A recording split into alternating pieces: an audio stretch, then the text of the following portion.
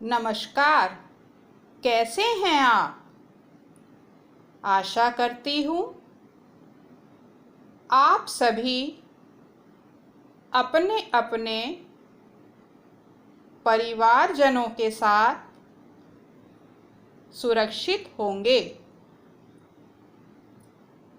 मैं आपकी हिंदी की अध्यापिका कमला रानी आपको नवीन पल्लव का पाठ 3 पढ़ाऊंगी, जिसका नाम है एक पैसा। यह एक कविता है और इसके कवि दामोदर अग्रवाल जी हैं। कवि ने एक पैसा कविता के माध्यम से बाल मन की उड़ान का बहुत ही सुंदर ढंग से वर्णन किया है। समाज में फैली बुराइयों को बहुत ही सुंदर ढंग से रेखांकित किया है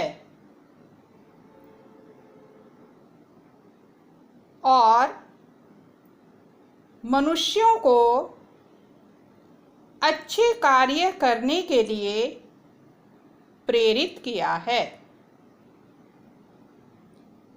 इस कविता से हमें यही शिक्षा मिलती है कि पूरा संसार सुखी हो, सभी निरोगी हो और सभी लोग दूसरों के कल्याण की कामना करें। अब हम कविता का भावपूर्ण अनुवाचन करेंगे और इसके भाव को समझेंगे कि कैसे एक बच्चा यदि उसे एक पैसा मिल जाए तो वह उस एक पैसे से क्या क्या करना चाहता है। एक पैसे को वह अपने लिए खर्च नहीं करना चाहता, वह दूसरों के लिए उनकी सहायता करने के लिए उत्साहित रहता है।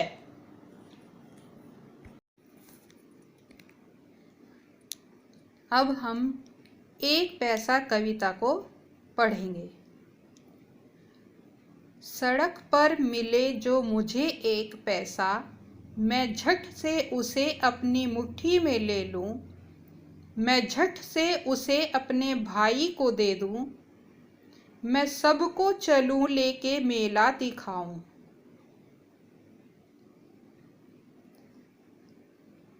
इसमें कवि बच्चे के मन के भावों को बहुत ही सुंदर तरीके से प्रस्तुत कर रहा है।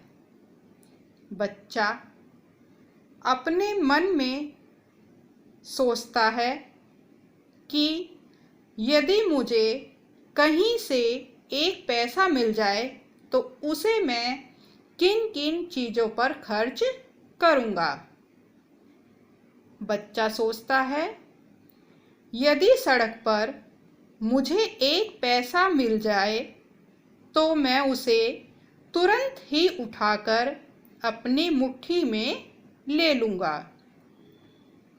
और तुरंत ही उसे अपने भाई को दे दूंगा, या फिर मैं सबको उस पैसे से मेला दिखाने ले जाऊंगा। मैं राजा बनूं और हाथी पर घूमूं, मैं बागों में जाऊं और फूलों को चूमूं। मैं सेना से कह दूं कि कर दे चढ़ाई, मैं दुश्मन से कह दूं कि ले मौत आई। उस पैसे के द्वारा मैं राजा बन जाऊं और हाथी की सवारी करूं। मैं बाग बगीचों में जाऊं और फूलों का स्पर्श करूं। उस एक पैसे से मैं इतना शक्तिशाली राजा बन जाऊं कि अपनी सेना से कह दूं कि दुश्मनों पर आक्रमण कर दे और दुश्मनों से कह दें कि तुम्हारी मौत तुम्हें युद्ध भूमि में खींच लाई है। मैं जब चाहूं घोड़ों का राशन बढ़ा दूं, मैं जब चाहूं चोरों को फांसी चढ़ा दूं, मैं वो पैसा पूरा का पूरा लुटा दूं, मैं पैसा लुटाकर गरीबी मिटा दूं। मेरा मन चाहे तो मैं अपने घोड़ों के खाने पीने की सामग्री में बढ़ोतरी कर दूं और जब मेरा मन चाहे तो मैं चोरों को फांसी पर चढ़ाने की आज्ञा दे दूं। मेरी तो यही इच्छा है कि मैं वह एक पैसा दूसरों की भलाई करने में पूरा का पूरा लुटा दूं और इस संसार से गरीबी को पूरी तरह मिटा दूं। सड़क पर मिले जो मुझे एक पैसा, मैं उस एक पैसे से तोता खरीदूं, मैं उस एक तोते को जादू सिखाऊं, मैं उस एक तोते को जादू सिखाऊं, वो जादू दिखाए, मैं डमरू बजाऊं।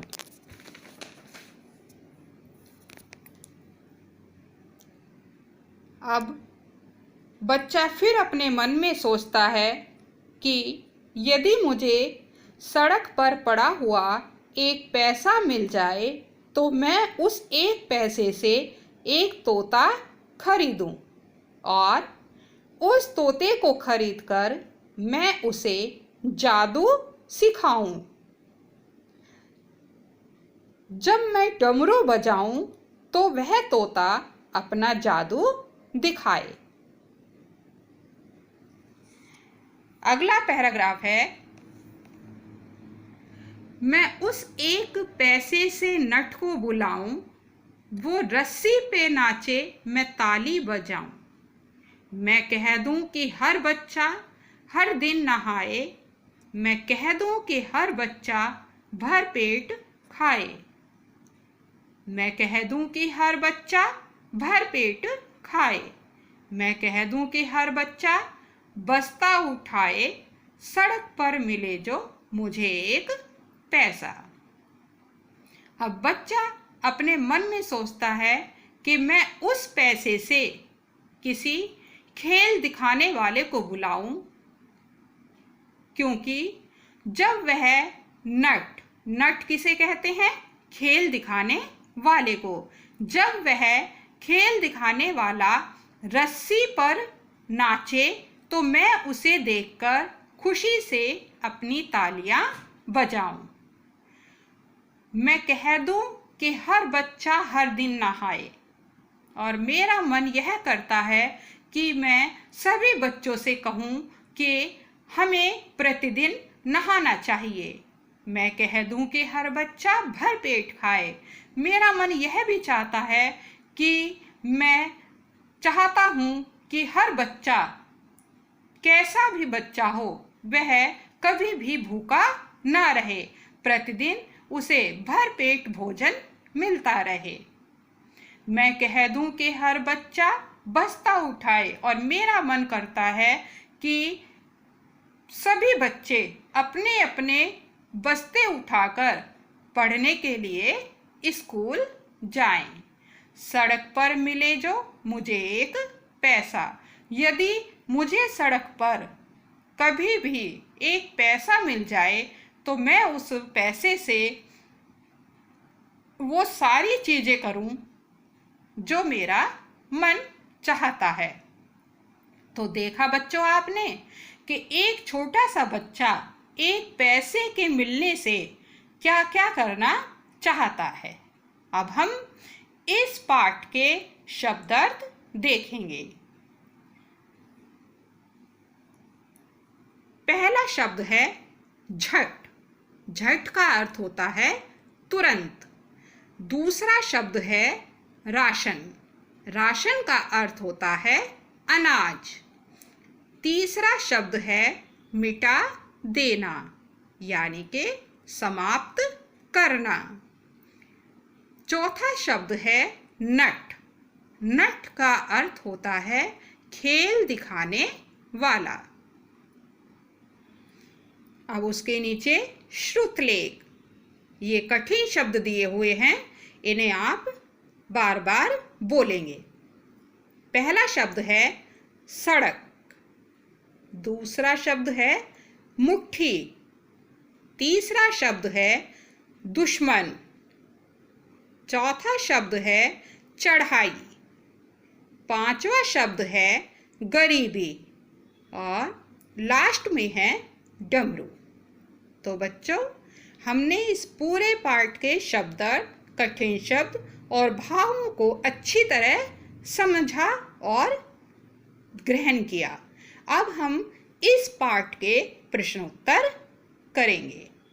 पहला प्रश्न है, कवि एक पैसा मिलने पर किसको देने की बात करता है? किसको देने की बात करता है? भाई को। हाँ, इसका उत्तर होगा कवि एक पैसा मिलने पर अपने भाई को देने की बात करता है। दूसरा क्वेश्चन है, कवि पैसा लुटाकर क्या करना चाहता है? आंसर होगा कवि पैसा लुटाकर गरीबी को दूर करना चाहता है। तीसरा है, कवि तोता खरीदकर क्या करना चाहता है? इसका आंसर होगा तो कवि तोता खरीदकर तोते को जादू सिखाना चाहता है। अगला क्वेश्चन है, कवि नट को क्यों बुलाता है? इसका आंसर है कवि नट को इसलिए बुलाना चाहता है क्योंकि जब वह रस्सी पर नाचे तो वह ताली बजाए। और लास्ट वाला क्वेश्चन है,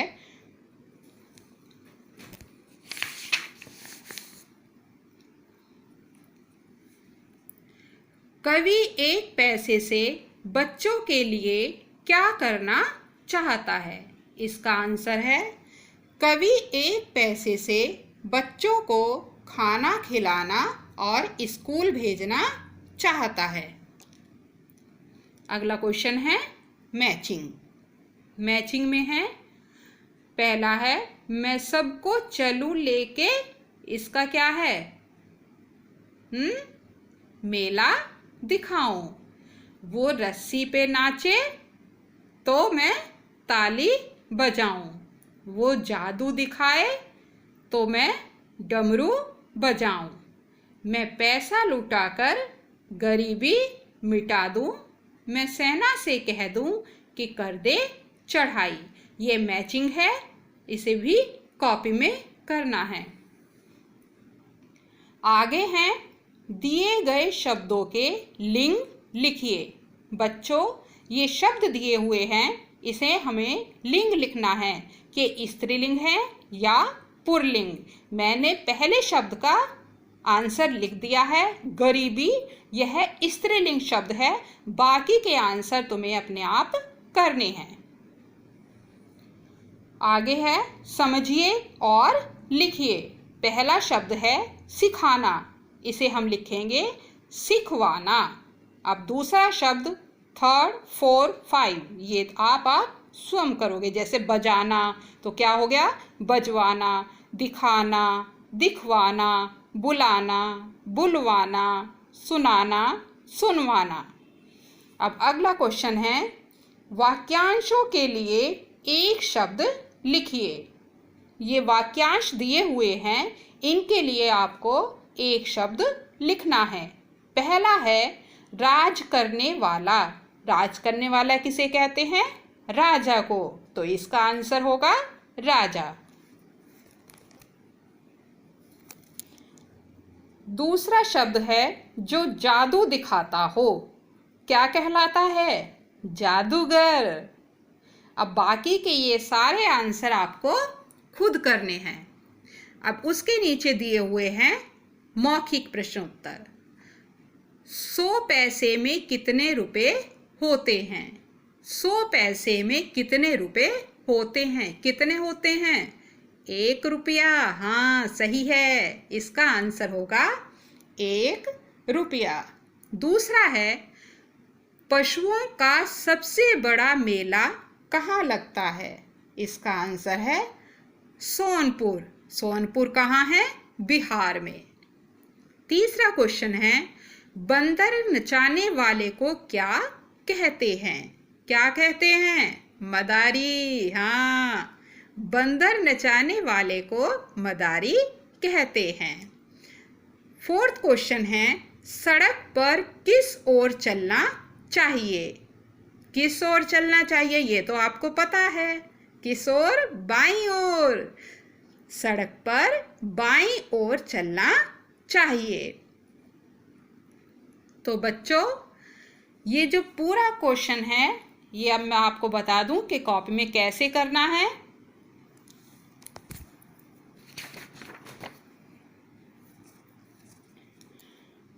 सबसे ऊपर लिखेंगे पाठ 3 और पाठ का क्या नाम है, 1 पैसा। फिर ये पूरी पोयम आपको कॉपी में लिखनी है। उसके नीचे शब्दार्थ लिखने हैं और कठिन शब्द लिखने हैं। फिर उसके नीचे प्रश्न उत्तर लिखने हैं।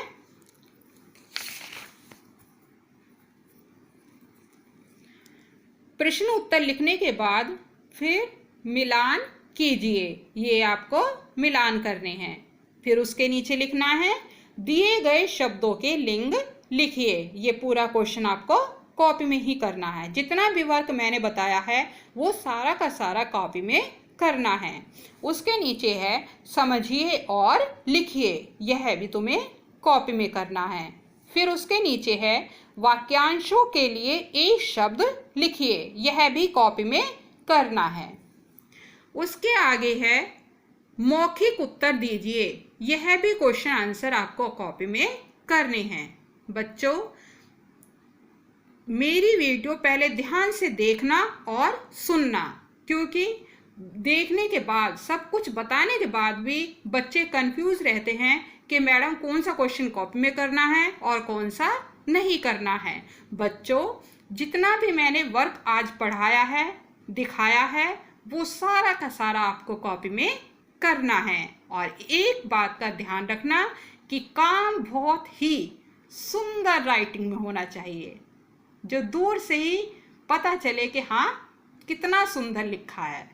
अच्छा बच्चों, अब मैं अपनी बातों को और अपने आज के इस क्लास को यहीं पर विराम देती हूँ।